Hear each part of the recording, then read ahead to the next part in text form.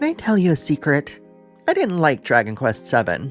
So when I heard that the game was being reimagined, I'll admit that I was a bit reluctant. However, I did get to play Dragon Quest VII Reimagined a few weeks ago, and managed to nab some exclusive information that no one else has. I'm breaking that down to 3 things that I want to talk about in this video. Why it looks the way it does, what big changes were made, and how the team condensed a 100-hour story without losing what makes it special. The first thing I want to talk about, and you may have seen this in the trailers, is that Dragon Quest VII Reimagined looks less colorful. That really stood out to me because I just played Dragon Quest I and II HD 2D Remake for review. The biggest reason the game looks different is that Dragon Quest VII was already remade for the 3DS. That version had the bright, colorful look fans expect from the series. So instead of using the same style again, Square Enix gave this version its own look and settled into a diorama style that looks both familiar yet distinct.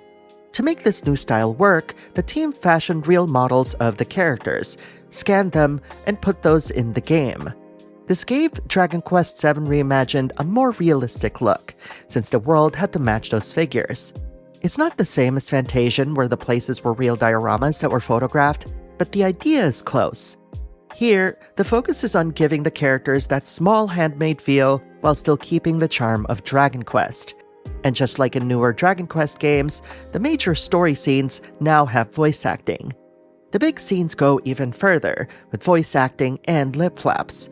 It's a small change, but it helps this remake feel more modern.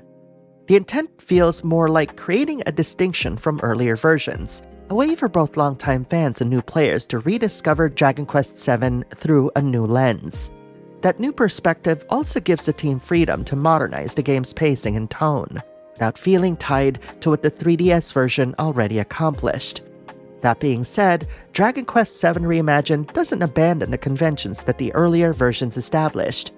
Exploring the world, from towns and castles to dungeons, is still done in that classic top-view format.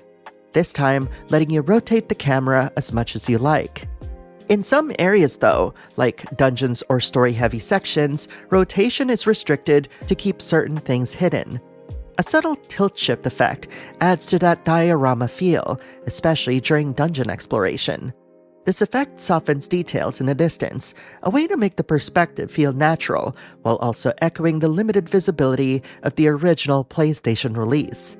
And like the 3DS remake, enemies will be roaming the world map and dungeons, so no random battles. This time around, you can sneak up on enemies when they don't see you, or thwack them with your sword to gain initiative in combat. Just don't mash the attack button. The animation only plays when you're close enough to actually hit your target. Save points in dungeons have also been thoughtfully reconsidered, so you won't wind up exploring for hours without finding one. And when you do get into battle, you'll start to really notice how richly detailed these characters are. And honestly, this is where they shine the most. Battles in Dragon Quest VII Reimagined feel faster both by default and when the battle speed is set to ultra-fast when compared to previous Dragon Quests, which makes grinding a bit easier to deal with. There are also these really cute weakness indicators.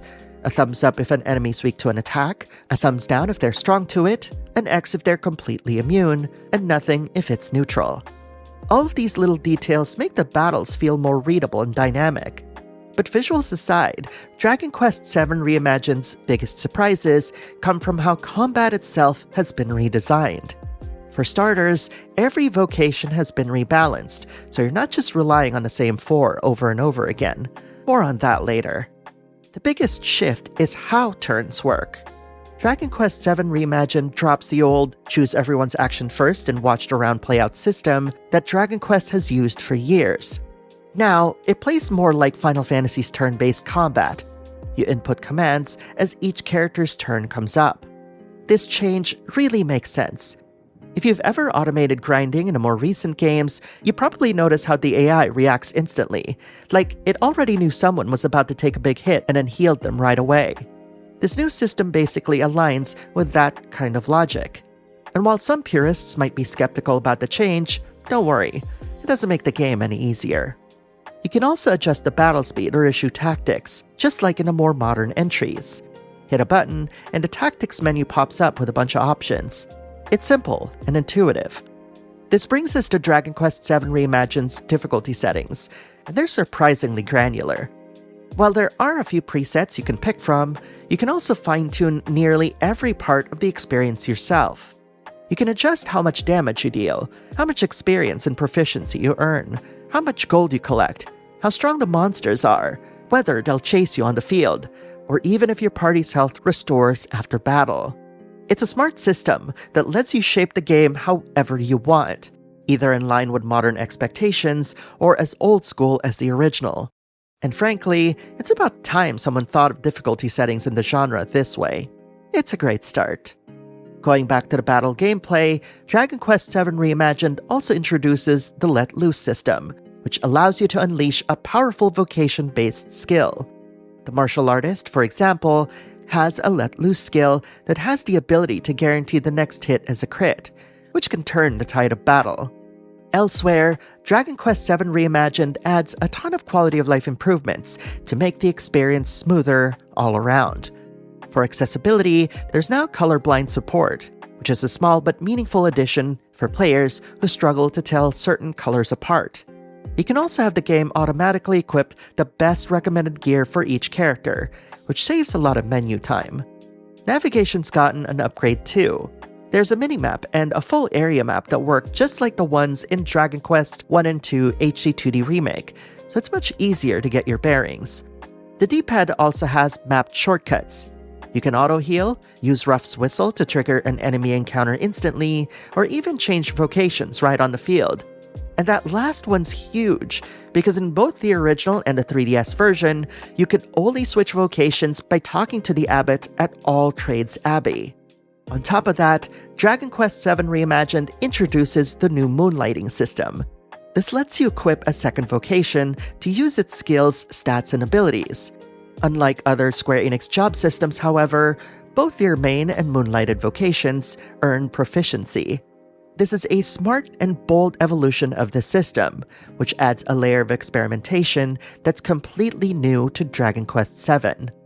One of the biggest talking points about Dragon Quest VII Reimagined has been its story adjustments, especially given that the original Dragon Quest VII was infamous for being a 100-hour adventure. It didn't necessarily need to be that long though, since a lot of its story moments felt optional or meandering. For Dragon Quest VII Reimagined, the developers took a hard look at the entire script, debating every chapter to see how they could streamline the experience while keeping the beating heart of the story and its characters intact. The goal was to make the narrative feel tighter and more focused, without losing the depth that defined the original.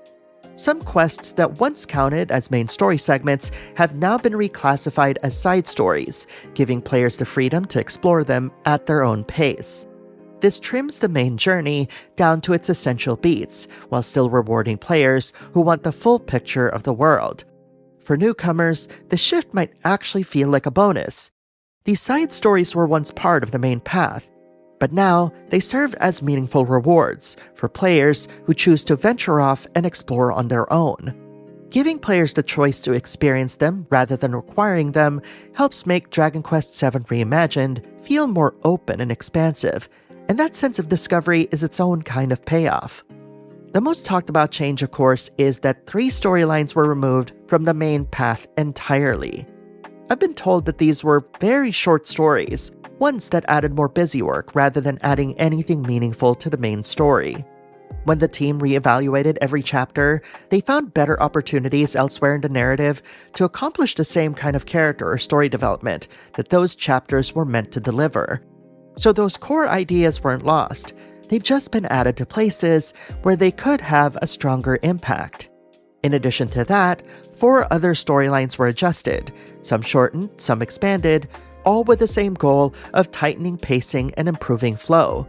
And while purists might see this as a major shift, newcomers will appreciate how much more approachable it feels. Case in point, in the original, it took nearly 4 hours before you even fought your first slime. In Dragon Quest VII Reimagined, you'll reach that moment in under an hour. The story will still feel grand, but now it's paced much better and respects your time. And something that the developers revealed very recently is that because of its streamlined main story length, they're now able to add new stories that build upon the original. This was shown in the most recent trailer when Kiefer reunites with the party. If you're new, you'll just have to wait to play the game to find out what happened. As we've seen in Square Enix's most recent remakes and remasters, what I've played so far feels like a project made with real care, one that understands what made the original special, while confidently bringing it to the present. If Dragon Quest VII Reimagined is any indication, it feels like the studio has found a stronger footing in how to modernize their legacy titles, and that gives me a lot of confidence for what's still to come. Dragon Quest VII Reimagined will be available on February 5th, 2026 on PS5, Xbox Series X and S, Switch 1 and 2, and PC. This is your Auntie Lexi, and thanks for joining me today. I talk about JRPGs, indies, and some of my favorite games on this channel, so if that sounds like your jam, I'd appreciate it if you subscribed. Alright, I'll catch you in the next one.